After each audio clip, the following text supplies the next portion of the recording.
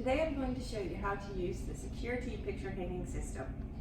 This is great for hanging pictures you don't want removed or in heavy wind areas, even earthquake zones. These are being currently used in schools, colleges, office buildings, businesses, and even museums, anywhere you don't want your picture being moved. To begin, you're going to fasten 3 security slotted brackets to the back of your picture frame. 2 on the top, 1 on the bottom.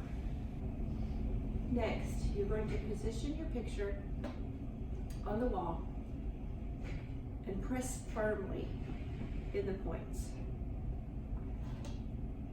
By doing this, you're using the dots that are on the bracket to mark your wall. So we've already drilled the holes and mounted the mounting brackets. We've also installed the Secure T screw. Now we're going to take our picture and slide it over the mounting brackets and make sure it lines up with the T screw at the bottom. 1/4 turn of the T screw and you will have your picture securely mounted to the wall. You have now successfully secured your picture to the wall. The single kit comes with everything you need to hang a single picture.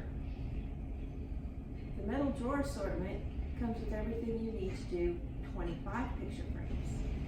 Contact your Winzer franchise so you can get yours ordered today.